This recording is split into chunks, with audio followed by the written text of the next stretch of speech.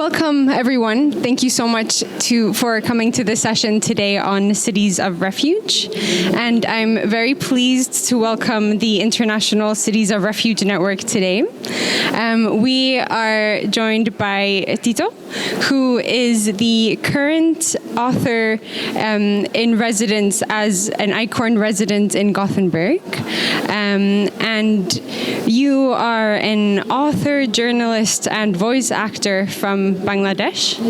And in your work, you have explored topics such as women's rights, child abuse, and the impact of religious fundamentalism on society. You have previously published books that have been banned, and currently you are writing from Exile in Gothenburg. I'm also pleased to invite Malin Schiller, and you are the coordinator of ICORN in Gothenburg, which is, of course, a special city as well to be the coordinator in as the first city in Sweden to become a city of refuge. And then I would like to welcome Karin Hansson, and you are the national coordinator of ICORN in Sweden. It's a pleasure to have you here. And just to start off, I think I would just like to kind of set the scene a little bit, because we are, of course, working in a time when, on a national level, policies and attitudes, we see them becoming increasingly restrictive and hostile and anti-immigrant. And in this context, cities, of course, play a very important role in both introducing initiatives, but also putting into practice ideas and initiatives such as ICORN that are inclusive, that are welcoming, and that contribute to creating welcoming communities.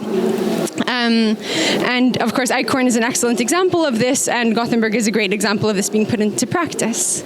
And with this, I wanted to hand over to you, if you could maybe introduce the International Cities of Refuge Network. Thank you, and thank you so much for arranging this talk here and inviting us. I haven't done this for a while, so my English and my knowledge might be a bit wobbly, but I will be back on speed soon. So ICORN, and I love that you pronounced it refuge, because a lot of people sometimes mistake us for a refugee organization, and it's very important for us that it is refuge. It is fristad. It's a safe haven. It's a long-term residency program for persecuted writers and artists and journalists who apply to our organization to get somewhere. This is not the first choice they make. This may be the last choice to get out of a very difficult situation they have at home for different reasons. And the key factor to be an ICORN artist is that you need to be persecuted because of your work. You are writing articles, you are doing your research, you are performing, you are doing your music. And we have right now around 85 cities around the world that are members of ICORN, and 25 here in Sweden. And it's municipalities and regions, most of them, doing this. Wonderful, thank you. And then I wanted to ask you all, why are cities of refuge needed? And would you like to start? Sure, thanks.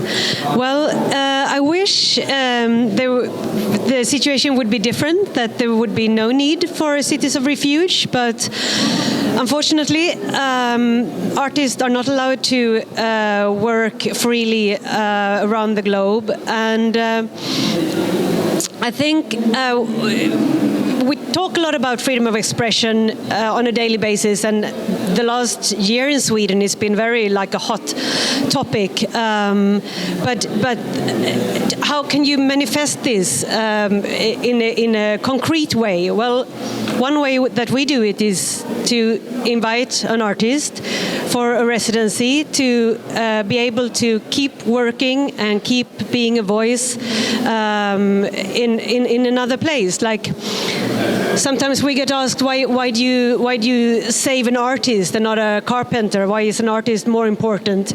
And of course, the artist is not more important, but the artist can be a voice for so many people, both for the people that are still back in the country they left, and they can be strengthened by the fact that this critical voice or this so-called dangerous voice is still being heard. So that's a good reason. And also for the society that we live in, to have these international guests that gives us a view of a situation that we might hear about it like a little bit from the news. Great example is now what's happening in Bangladesh. Like we get these tiny pieces of news in Sweden, but through Tito here we get a much richer view, and the fact that he's an artist and he's a writer, he can describe and paint a picture for us that we can understand something much better than from getting the very generic short versions in the newspapers. So I think it's that's a few of the reasons. What do you think? Thank you, Thomas, for inviting us here. Why the City of Refuge need? Yeah. People can be refused for many reasons. Even a person can be refused from his or her country for the climate change also. Am I right? So, refugees like us, like writer, artist, and journalist, singer also. So political people make a different climate for them. So they make them bound to leave their country, or they make the situation you are not allowed to live in my country. Or like if you think about Turkey, maybe last 6 months they killed more or less 4 singers in their own country, and the same thing is happening in Iran also. And I have some friends from Palestine. The same thing is happening with all over the world. And government always think that the artist, writer, and journalist, they are our enemy. They never try to work with a problem together. Like when I wrote a book about the child abuse, child rape, child killing in some religious institute, government identify me like an enemy of the state, but they don't think that why who was bound. I'm a normal writer. I write short story. I write poetry. So why I will go in this critical thing? Why I will go work with this situation? Government never try to think about this. It's all over the world. So you can see, like I can. We have a lots of area in Bangladesh. They cannot leave their own place for like flood or something, many kinds of. So government always make this kind of environment for writer, journalist. You cannot raise your voice against me. So for this reason, I think City of Refuge is very important for me, for those kind of people. And of course, I think we should raise our voice. Why the government make this kind of situation for those artists, writer, and journalists? Because they always try to hide the truth from the people. And we are the mirror of the people, I think. And for this reason, we became their enemy. And now I am here. Yes, ICORN saved my life, and they gave me the bonus life. but they cannot give me my mother's feeling, or I cannot see my niece, my friends for 1.5 years. They just say, like, anyone cannot realize who those people are not refugee, who never can realize the pain of a refugee, I think. But I thanks every organization all over the world who help the refugee people. Thank you. I just want to enhance what you said, that you are the mirror of the people. Hello? Now? No. Närmare? You see, I'm very loud at this. Now you can hear me. Okay.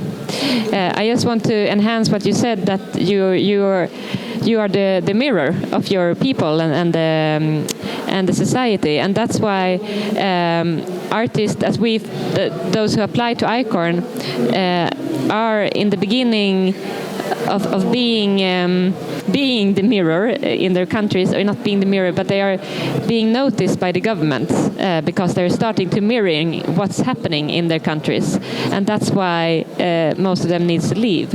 And what we can see, because I really want and encourage you all to go and watch the Reporters Without Borders press freedom index below, because what we in ICORN can see, and what my colleagues that who gets to see all the applications is that like 2 years before it gets in our media, in our news, we can see that something is starting to happening there or there or there, because the artists are starting to be persecuted, or the journalists are being persecuted, because they are starting to mirroring what's happening, and then they can't stay much longer, so they need to get out.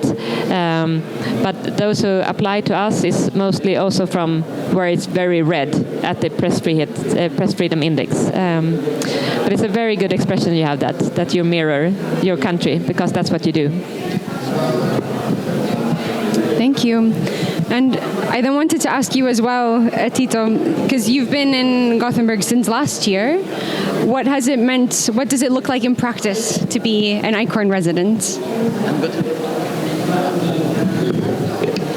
Thank you. ICORN, I think,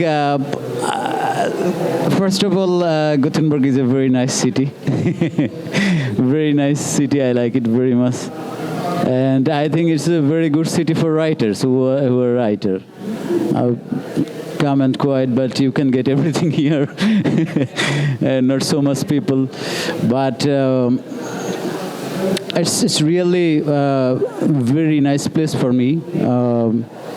I'm getting everything what I want to, like getting everything. That means the experience or my writing thing, what I want to write with. And it's very nice. And of course, I will thank ICORN. I have been selected for this city, and all of my colleagues, my coordinator, they're very much helpful for me, and it helped me to continue my work.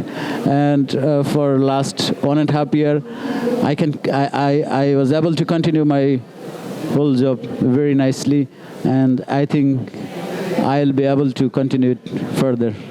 And thanks, City of Gothenburg.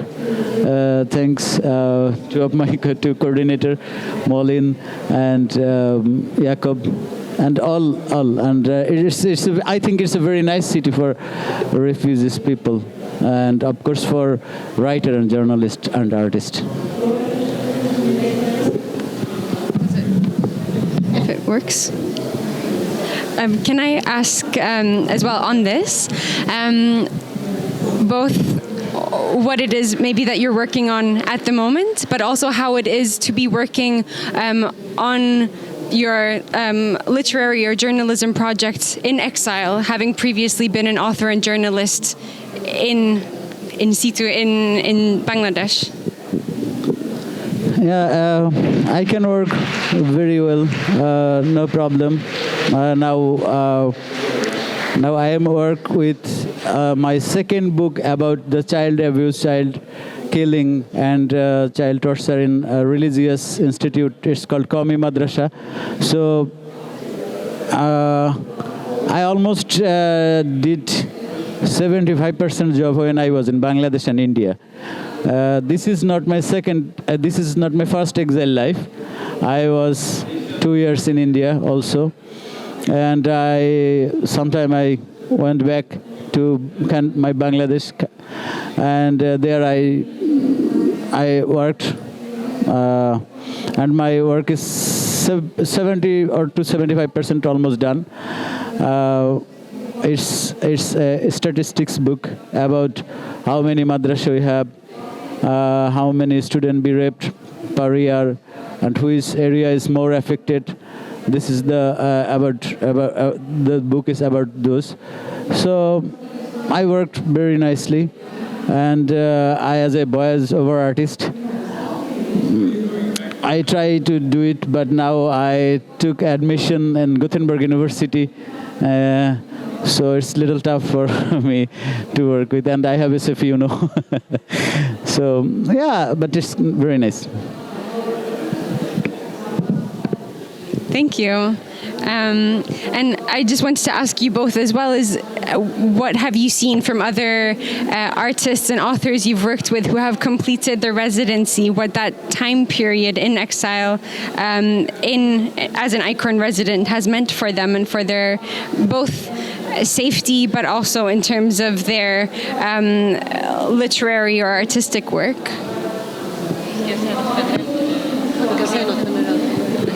I can start with just saying generally, or like overall from closer to the mic. Thank you, Tony. I can say that from 2006, when ICORN started, or took over the program that has been, Gothenburg was a city of refuge even before that, but when ICORN started, I think it's maybe five people who have been able or wanted to go back to their home countries or home regions. And this is, I think we're up around 80 artists and journalists that has come through ICORN to Sweden during this until now. So it's a very small percent that can, everyone wants to go back. But almost none can. One of them want to really go back but was imprisoned right away and is still now in house arrest. Two of them are back in their home regions but not their home countries. And it's not safe for them. So the thing is that the cities are doing a huge thing because they are giving this refuge time, residency time for 2 years, housing, stipend, the coordinator, trying to organize as good as they can during these 2 years, and then everyone knows, but we don't know it until the 2 years have come, that you need to apply to stay in Sweden, and the majority applies by applying for prolonged residency as a freelance artist, and then you need to have work, you need to have contacts, you need to have network, you need to know how it is to be a musician in Sweden, or journalist, or voice artist, or rapper, and it takes more than 2 years to get this network and to learn this. So there's the picture of what we're going to, but like the majority, everyone works.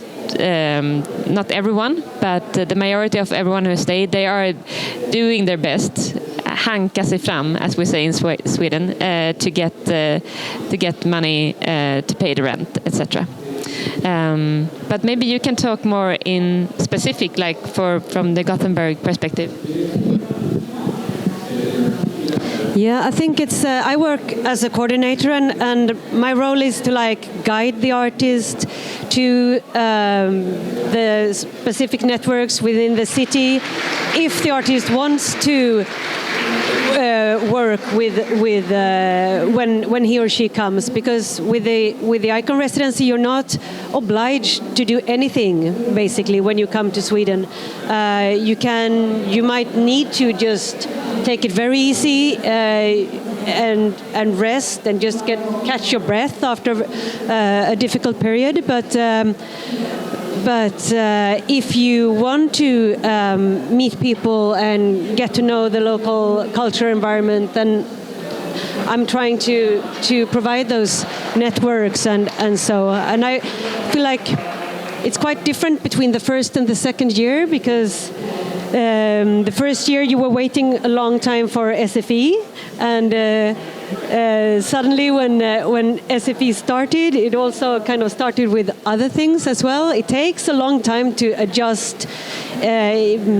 You can't just inform about things, or you can have meetings, but it's such a big change often to come to a completely new country and with new concepts about everything, that like the first 6 months or first year is all about like readjusting and finding who you are and what you want to and what you can do and what you have the energy for, and then the second year is kind of like, okay, realizing what you were talking about, that okay, maybe my future is not looking so different than it did 2 years ago. I don't see how I can go back to my country without being persecuted or being in real danger. So how can I stay? And then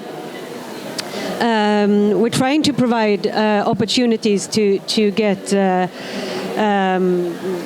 cultural work within the field, and that can be a variety. Like what we do at this book fair is one example, where artists are having the chance to meet people and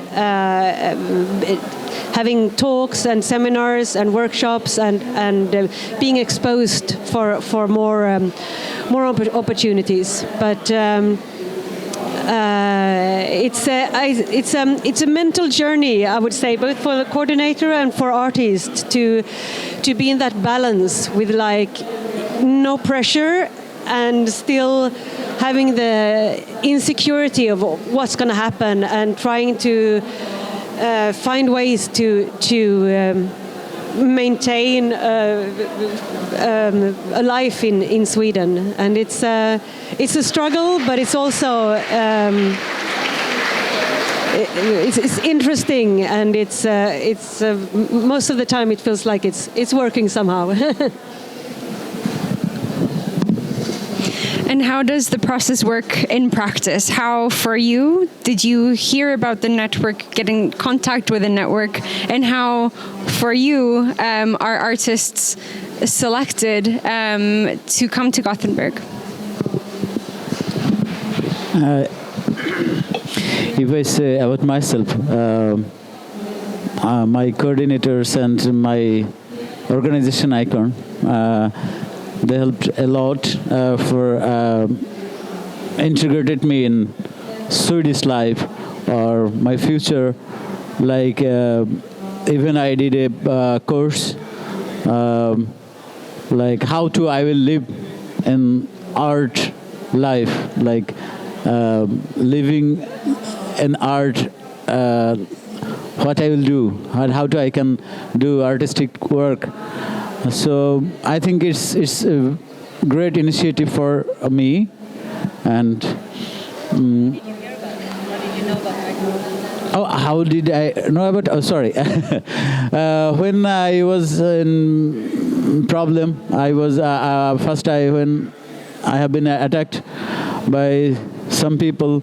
Some of my friend who lives in Germany, and he lives in Germany, and he requested me several times, please, if you want to save your life, please apply in ICORN. Maybe they will be able to rescue. And to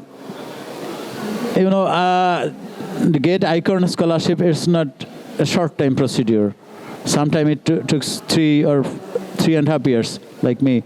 And after applying, I was not able to stay in Bangladesh. So I was bound to leave my country and run away from Bangladesh to India. But I think ICORN is the best solution for any artist, journalist, or writer. I heard it from my friend who lives in Germany, and he works for maybe Hamburg Pen or something like that. I'm not sure. He said me, and he helps me to fill up the form and everything. And then how does it work on the side of the receiving city? Yeah, as a member of ICORN, you first kind of do your own mind mapping, like what do we as a city has to offer. We need a coordinator and we need a flat, and before we invite an artist or before we say to ICORN that we're ready to invite someone, we also think about like what can we offer, what kind of networks do we have. We had our first musician in 2013 in Gothenburg. Since we became UNESCO City of Literature in 2021, we asked for a person with a more of a writing profile. But we try to be quite as open as possible, and now the politicians just decided to enlarge the program so we can host 2 parallel residencies at the same time, and we've reflected, me and my colleagues, that we should also be able to invite someone that is not a solo person, like someone that might have a partner or children, because there's a big need for that. A lot of the applications that come to ICORN is from people that cannot come on their own. They need to bring their families, and not so many cities offer that. But so that's a step for us to be able to invite someone that has a partner or kids. So we do that kind of mind mapping, like what can we offer, and then we say to ICORN that we're ready, and that we have a flat, and we have that we're ready to invite, and then we get like a short list. And this is probably the hardest part of being an ICORN city, that you get a list of people that are in dire need to get out of where they are, and you have to make a choice. So you choose to not invite some people, and you make a first choice and like a backup choice, and you send that off, and then the artist will get the question like, are you still interested? This city has chosen to invite you. This is what they can offer. Do you accept the invitation?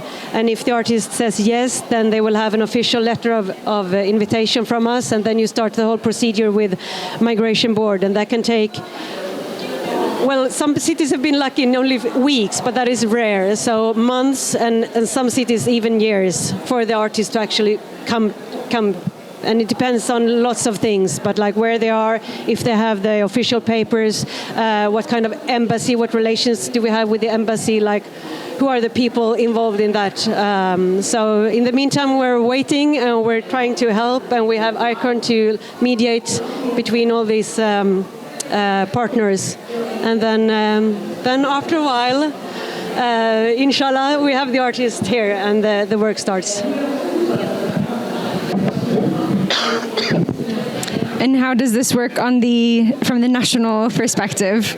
How does the coordination work on your end? The national coordination has one job, and that is to try to support the cities as good as I can. So because we have this, because we are so many cities in Sweden, we are 25, we have this national coordination that I do, but we also have an excellent secretariat in Stavanger in Norway, where the organization is based. And there are all the really experts with those who do, what do you call it? Now my English is getting so bad. Handles all the applications to ICORN and doing the research, like really make sure that this person is who he or she is, that person is in danger because of her art, etc. So they do a very heavy work over there. And my job steps in when Gothenburg, for example, have invited Tito. And like, okay, how do we get you here? As Malin said, like, what type of papers do we have? Where is the nearest embassy, and so on. But most of that is actually what the cities are doing, and what I try to do is to guide as well as I can do. But we have two big issues that we're working on. That's the migration, to get people in and get them to stay if they need it. And the other thing is to try to find different work and artistic development opportunities. And that's also a big side of what I do, trying to find collaboration and partners. I see now we have one from Valand, Gothenburg University here, that are doing a course for about the theme Exile writing. And we have had very good support from the region of Västra Götaland that are doing a lot of work, doing this big exhibition out there and so on. So sometimes I think I don't do anything. The city is doing a lot of massive work, but we're trying to support with knowledge and network. Yeah. Wonderful, thank you.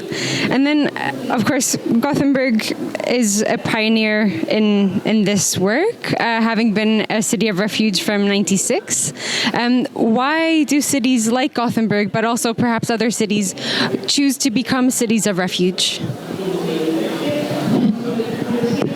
Well, in our case, it was an initiative from the Liberal Party back in 1995, and actually the book fair was involved because it was at the time of the fatwa against Salman Rushdie, and they created a network calling International Parliament of Writers, sorry, and they connected with a former head of the book fair and asked if Gothenburg could be one of the cities inviting writers from Algeria and so forth. And I think it was a very clear board of culture that said that this is a good initiative. We want to support this, and since then, it's been, for us, very lucky that we had a very clear majority of politicians. I think it needs like a political will. And when Västra Götalandsregionen came in 2014, it got even more solid. Like now we're like two strong forces that want to do this. And I know in some cities, like on the civil servant level, it can be initiatives can come, but we need the political level to really take a stand. And there is if there's a political will, then the rest is easy to maintain. And I think over the years, it's also became quite visible that the city is it's beneficial for the city to have this international influence. I mean, these artists that come are like amazing. They're so multi-talented and they have so much to offer. And given the chance to interact with the local cultural life, it brings the level up. You get an influence from another part of the world that can like make the accelerate exactly, and get the hybrids of cultural activities in a way that would not be possible. I see there are some questions, but I'll let you finish first. Wonderful. Well, maybe we can go on to the questions in that case. And I don't know if there was any question. Perfect.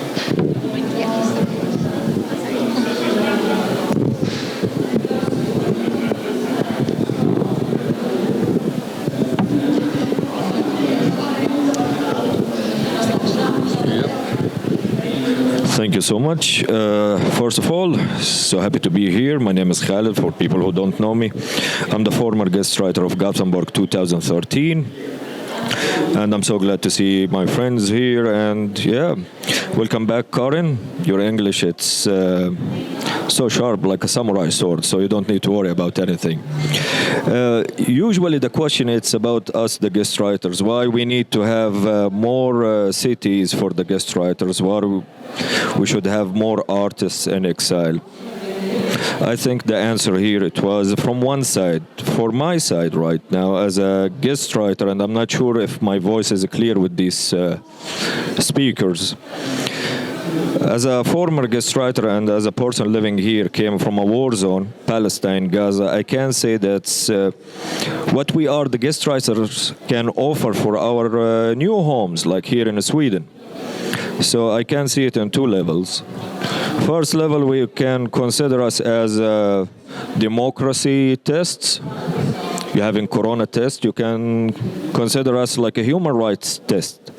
As a Palestinian from Gaza, I can show you right now how is the dual policy or politics here in Sweden toward a war in Ukraine and in a war in Gaza. And here I'm talking about the governmental level.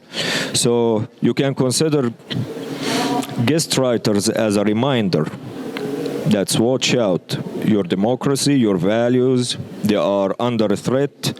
And it's not because of refugees, it's not because of the newcomers, it's because of politicians that they are weaponizing everything, starting with us. Second thing, we're having a government right now talking about prepare for war all the day, like it's a Christmas party, like our dear Prime Minister. So maybe we can help you preparing for that, based on our experience, based where we came from, how you can use education and culture during difficult times. Because if the war occurs, culture and education, it's essential for a community to keep going. So you can consider us as a preparation, as a plan B, that we can support you and help you.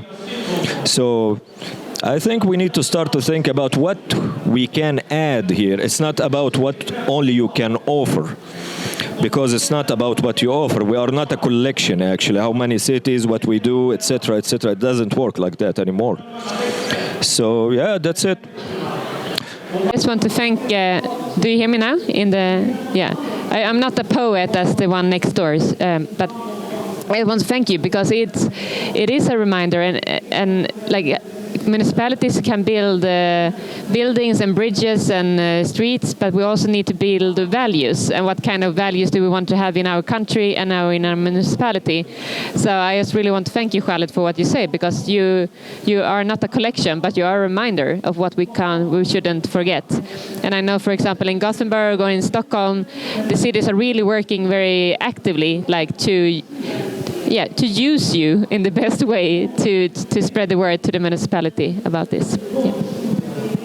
And I think with this rounds up our session, but I just want to, something that you said in cities and municipalities' role of not only building physical infrastructure, but also in building values. I think that is such a nice way to put it. And I think Gothenburg is such a nice example of this being put in practice, and hearing you speak here, Tito, but also in general about your work, that it is so inspiring to see what being an author and journalist, being forced into exile, that there are spaces that are inclusive, that also provide a space of refuge. Thank you so much to the three of you for being here, for sharing your thoughts, expertise. Yeah, I have some request for UNHCR that many people of our country, they was bound to run away from our country without passport.